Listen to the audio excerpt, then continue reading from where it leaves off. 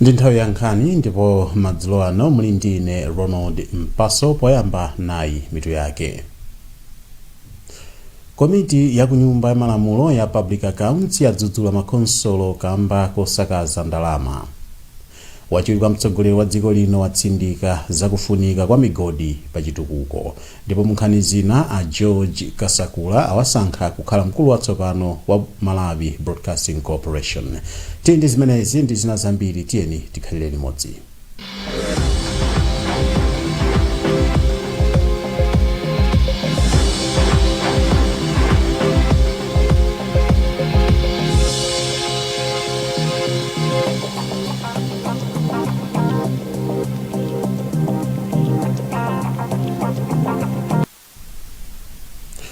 Munkhani yathu yoyamba, komiti yona zachuma ku nyumba ya malamulo ya Public Accounts yadzudzula akuluakulu ena amakonsolo amene amadzipatsa ma allowance ochuluka kuposa amene amayenera kulandirira.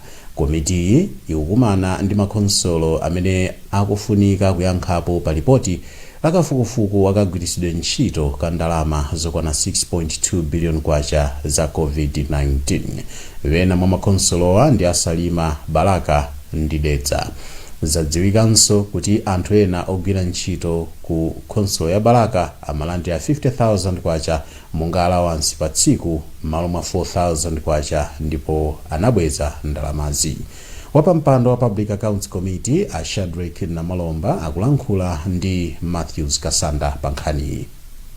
Kusalima mumota ndi 4,000 ya sitting allowance akumana ndi 15,000.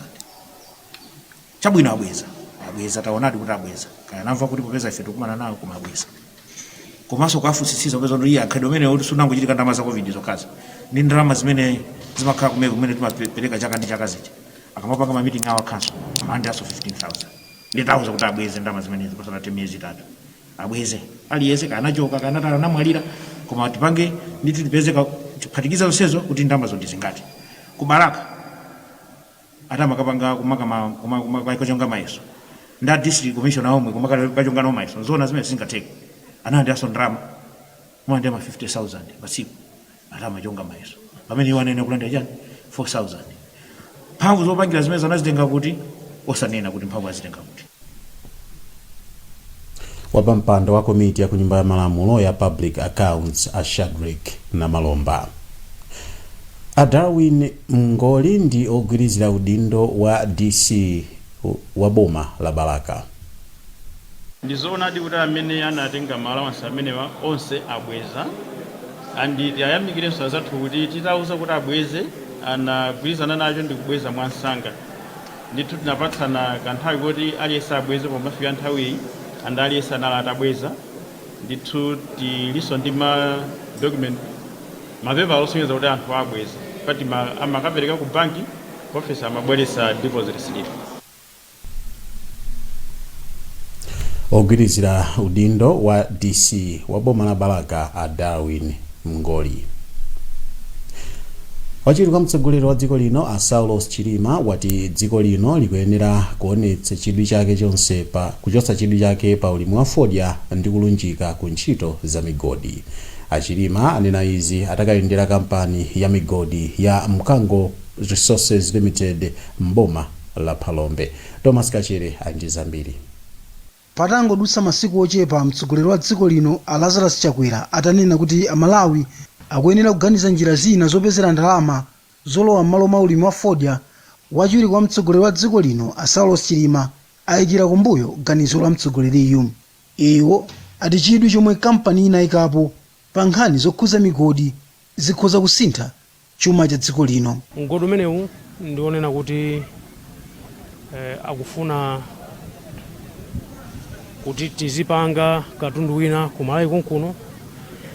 Miyala imene ikupezeka kumeneko ndiyo kuti akayikonza bwino ndi kupanga process ndi makina amene atagule kunjako amapangira zinthu zina zing'ono ngati mabattery kapenanso zinthu zimepezeka m'mafoni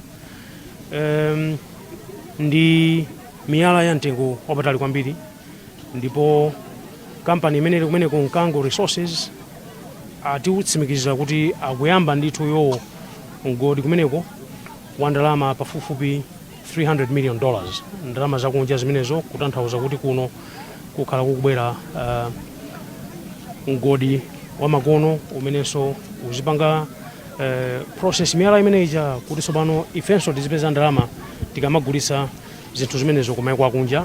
Misika ilipo kale ndipo ndi chifukwa chake nafe lero tili okondwera kwambiri kuti kunjaku tsopano kukuoneka kuti kuwala zenizeni, chifukwa sikuti Malawi anamulemberera kuti mulibemo miyala ya mtengo wapatali.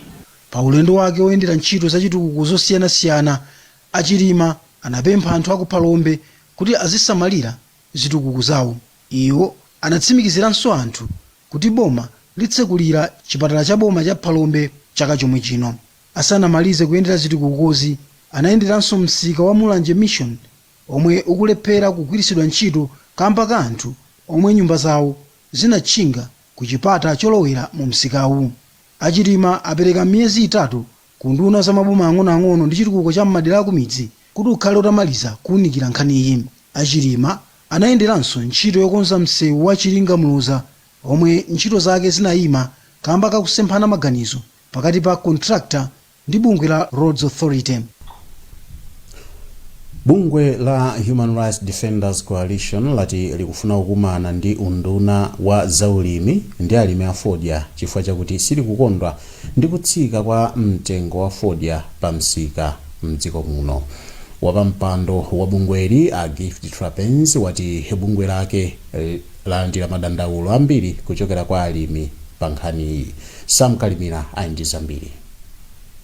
Trapens anati ngati mgwirizano wa mabungwe omwe si aboma a HRDC salekerera kumangoona alimi akuzunzidwa pomawapatsa mitengo ya fodya yotsika. Iwo anakuti ngati kukambirana ndi boma kuvute pa nkhani a HRDC athandiza alimi kuchita zionetsero. Ifeyo ndithu mwa HRDC udindo wathu timayang'ana ndithu maufulu ena ndithu ndi amenewa opanga mabusiness komanso maufulu alimi amene ndithu alimi akhakuponderezedwa kwathu ayitali. Ife ngati HRDC ndithu tikuthekera alimi anezula tiyeni ife ndithu tiapanga support. Komano choyamba imene ndinganene chakuti boma unduna wa agriculture ukhale pasi ndi alimi komanso tiogula chifukwa akhala akuponderezedwa alimi kwathu ayitali. Ndiye nthawi yakwana kuti ndithu boma alitengepo mbali akamala kuonetsa kuti alimi asamango limitsidwa fodya pamene iwonso akulusa owina kukhala ena. Mneneri unduna wa zaulimi Gracia Ndungu anati unduna wa zaulimi ndi wokonzeka kukumana ndi akuluakulu a HRDC pa nkhani. Pofika lachisanu mtengo wa fodya wapakatikati amakula pa $1.68 pa kilogalamu.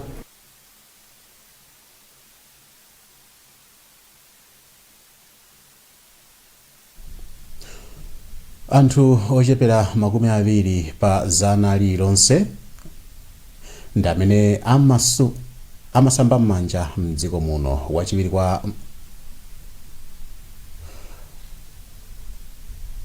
kwa nduna za modzi wolankhulapo pa nkhani za umoyo a Owen Msopole ndi amene wanena izi lero ku chipatala cha Kamuzu Central mu mzinda wa Lilongwe pamwambo okumbukira ukhondo wa m'manja umene umakhalako pa dziko lonse. Wezi Gausi ndi zambiri.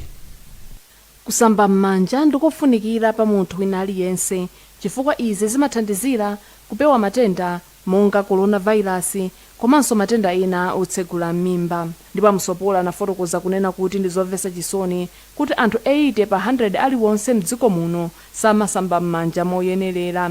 Ndipo iwo anafotokoza kuti boma likuyesesa kuti anthu aphunzitsidwe nkhani ya ubwino osamba m'manja komanso kuti akapita ku zipatala zosiyanasiyana azitha kusamba m'manja asanathandizidwe. Tsiku la lero ndi labwino kwambiri because likutikumbutsa kufunika ko masamba m'manja chifukwa muzindikira kuti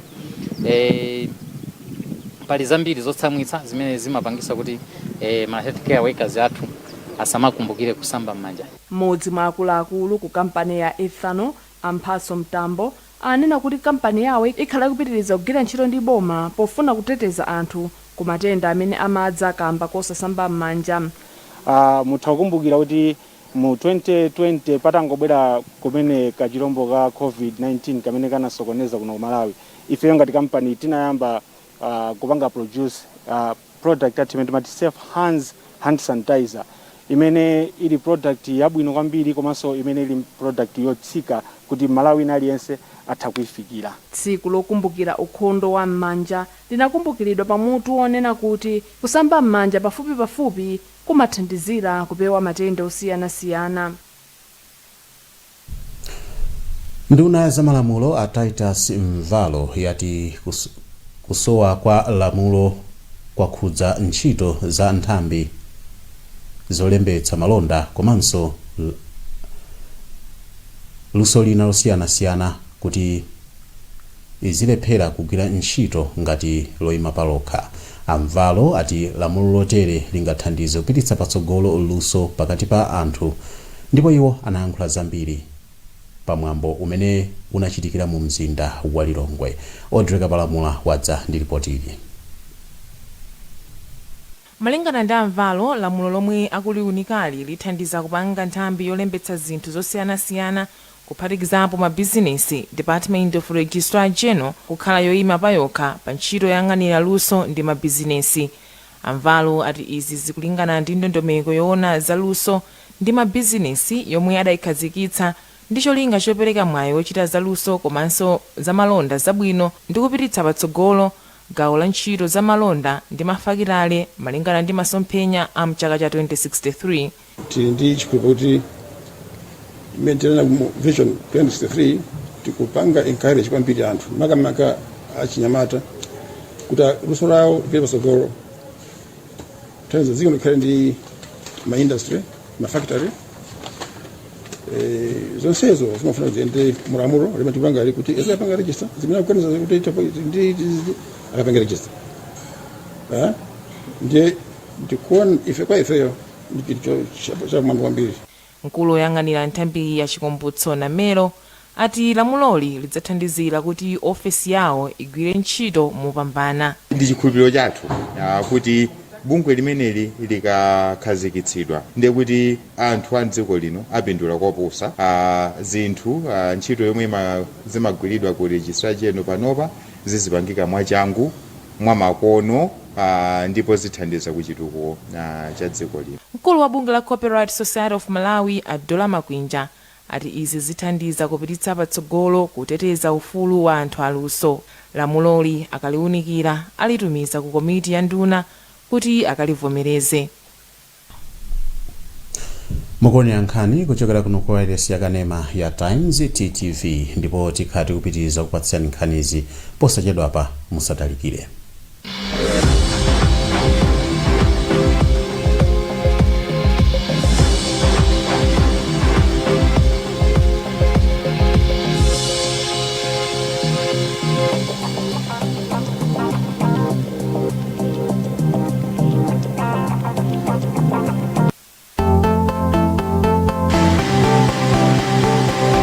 Body lotion is well refined to give your skin full hydration, leaving you feeling fresh throughout the day. Bliss Body Lotion is a top-range body lotion which contains natural extracts and is found in 3 flavors at a very reasonable price. Bliss Lotion Aloe Vera, Bliss Lotion Instant Hydration,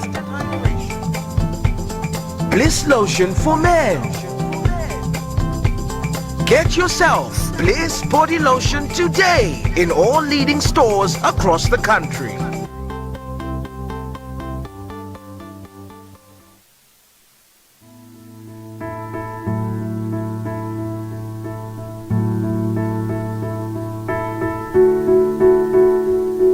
Tsiku ndi tsiku moyo umatipasa mwayi opanga chisankho choyenera.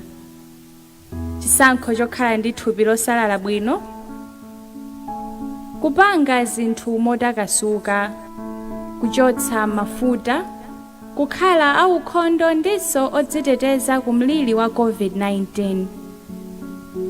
pangani chisankho choyenera lero posankha katundu wa Purity ndi kukhala otetezeka. Her soapies shouldn't give your game the red card.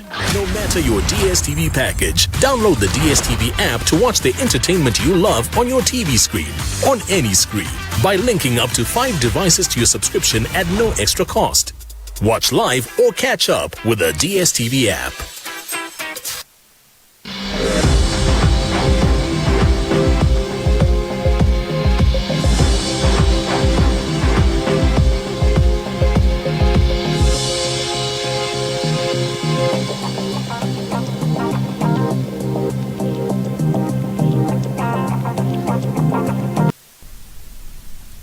Takulandirani mmene tikupitiriza kukupatsirani nkhanizi. Mkonzi wamkulu wa nkhani ku Times Group a George Kasakula amusankha kukhala mkulu watsopano wa Malawi Broadcasting Corporation MBC. Akasakula alowa m'malo mwa Aubrey Sumbuleta amene anawachotsa pa udindo ndipo pano akuyankha milandu yowaganizira kuti ankachitira nkhanza amayi. Akasakula akhala akugwira ntchito ku Times kwa zaka zambiri ndipo amadziwika bwino posanthula nkhani zosiyanasiyana zokhudza dziko lino kudzera mpulogalamu ya Hot Current komanso Kwagwanji. Iwowa amalembanso kolamu mu newspaper ya MalawiNews yotchedwa Hitting the Nail ndipo analinso ndi programu ya nyimbo pa wireless ya Times yotchedwa Zozuna za ku Africa. Gospel Kazako ndi nduna yofatitsa nkhani. A George Kasakula ndamene awasankha kuti akhale mkulu wa Malawi Broadcasting Corporation Director General. Monga mukudziwa kuti ntchito yosankha mkulu wa MBC amene amayigwira ndi kuyichita ndi a board ya MBC. Mukumbukiranso bwinobwino kuti mpando umenewu sitinakangotenga munthu kunyumba, sitinakangotenga munthu kuti bwerani kuno uku kuli ntchito.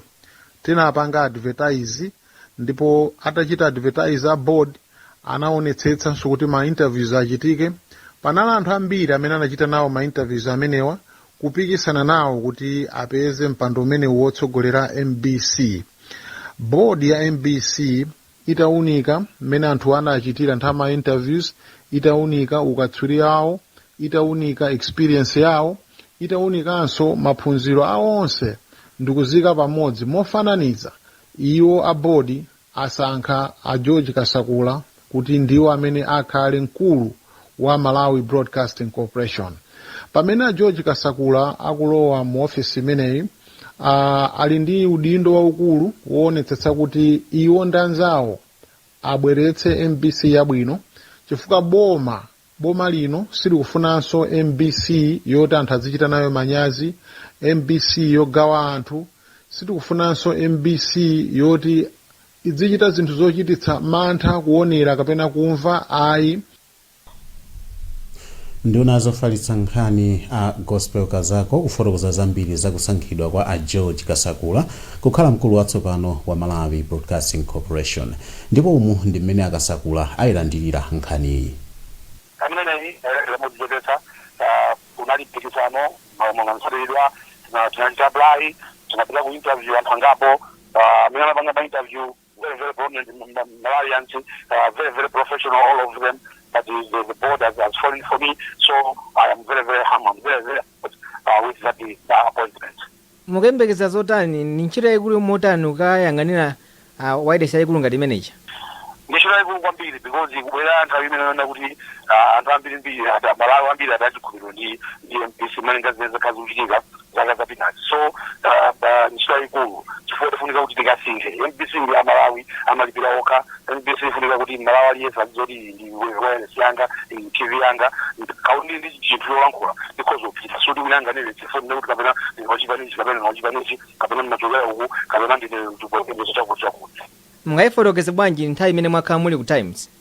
Nthawi yokoma kwambiri imene majona Times mchama 2015 umu inandiona kuti timasintha kuchokera ku newspaper kampani yokhala newspaper kupita ku kampani yoda kuti tikhale ndi TV komanso tikhale ndi radio komanso izi online tikhazikikepo. Ndiye ndinabwera project ili mwambiriro vozi mapeza zambiri azidakalochi koma kunali kwambiriyo so inali nthawi yovuta kwambiri kuti tipeze direction tipeze niche yathu tipeze chochita tibweretse programming yabwino kunena kuti anthu ayikonda sizinali zachibwana koma motsogozera ndi bavocikanya amene ndi mkulu wa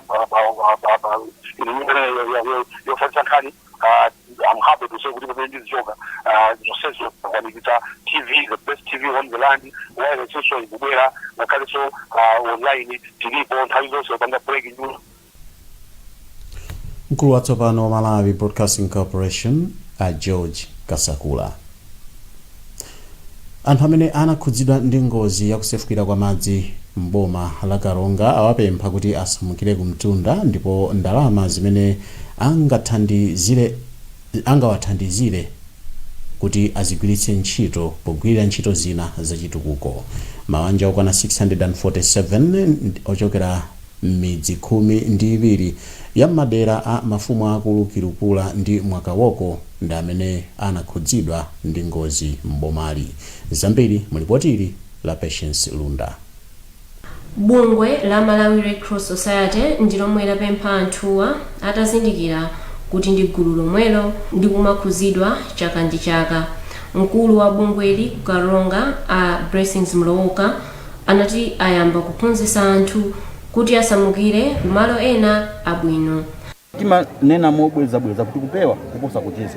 Ndimanena kuti tiyeni tisamuke malo amene ndati opyezo tipite malo akumtunda ndipo tikapanga zimene zidoti tipewa ngozi zimene zochitika komanso anthu okhudzidwa akhaoche. Amlowoka anena izi lachiwiri pomwe bungwe la Malawi Red Cross Society limapereka thandizo kwa anthu ena omwe anakhudzidwa ndi madzi osefukira.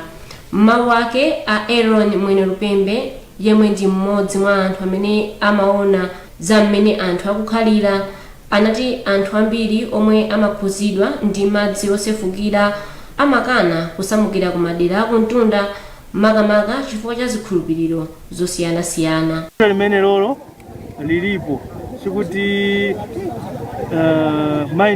mindset change imachitika kamodzi, slow process. Ena amamva sanga, ena amamva motani mochedwa kuti khulupirira zina kuti pakutha pa nthawi anthu azindikira zakuyipa kukhala malo amenewa. Mmodzi mwa anthu omwe alandira nawo thandizo a Steve Mwakiposa anati malo ambiri akumtunda anatengedwa kale ndi anthu ena zomwe zimawapangitsa kuti azikhalabe kumalo kumwe madzi amasefukira.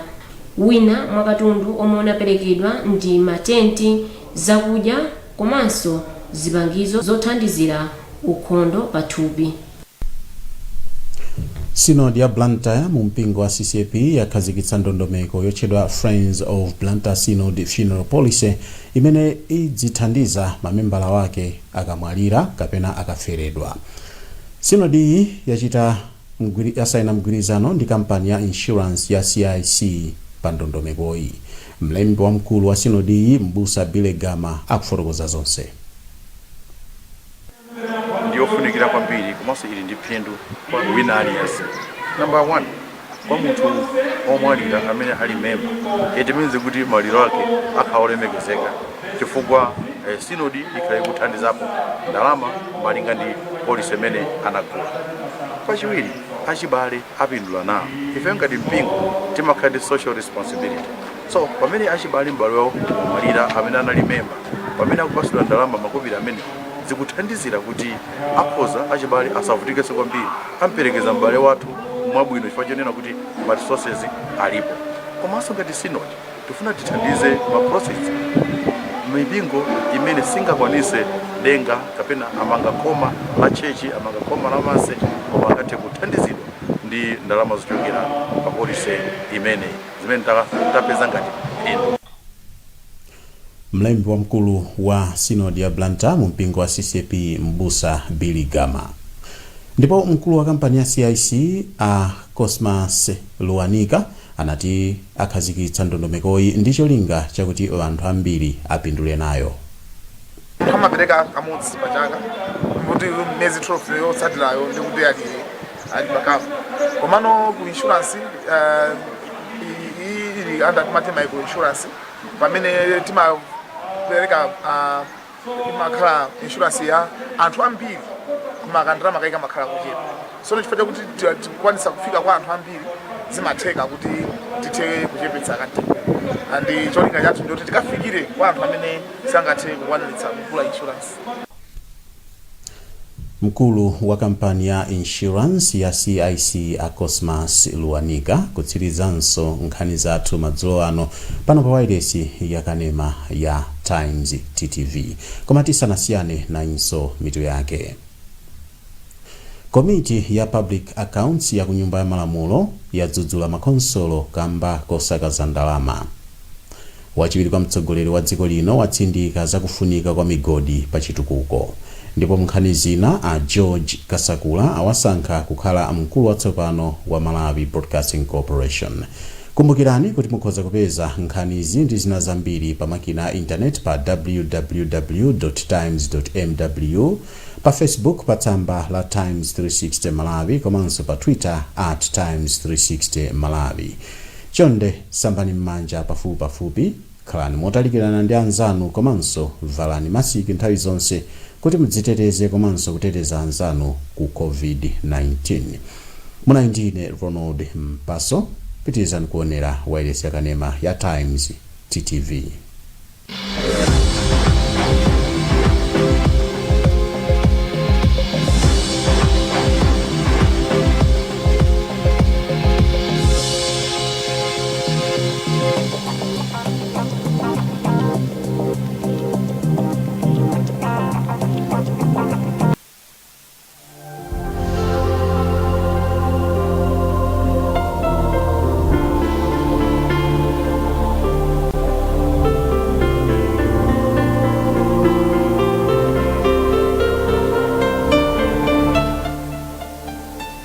za nyengo ndipo muli ndine Mande Ndonga Kundani.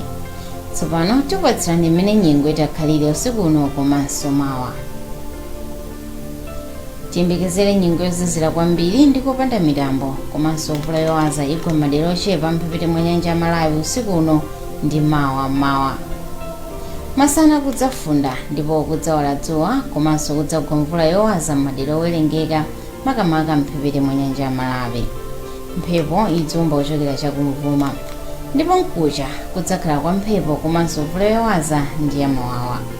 Tsopano tikupatsirani mmene kutenthere komanso kuzizirira madera osiyanasiyana a mdziko muno. Kwa Ngabu kutentha pakati pa 18 degrees Celsius ndi 30 degrees Celsius. Ku Blantyre pakati pa 12 degrees Celsius ndi 21 degrees Celsius. Ku Lilongwe pakati pa 11 degrees Celsius ndi 24 degrees Celsius. Ku Mangochi pakati pa 18 degrees Celsius ndi 27 degrees Celsius. Ndipo ku Nzuzu kutentha pakati pa 11 degrees Celsius ndi 20 degrees Celsius. Pomaliza tikupatsirani nthawi yotulukira komanso kulowera dzuwa mawa pa 6 May 2021. Ku Nzuzu dzuwa lizatuluka 8 minutes to 6 ndipo lizalowa 5:30. Ku Lilongwe dzuwa lizatuluka 5 minutes to 6 ndipo lizalowa 29 minutes past 5. Ku Blantyre dzuwa lizatuluka 8 minutes to 6 ndipo lizalowa 22 minutes past 5. Za nyengo nzomwezi dzina langa ndi Mande Ndonga Kundani. Usiku wabwino.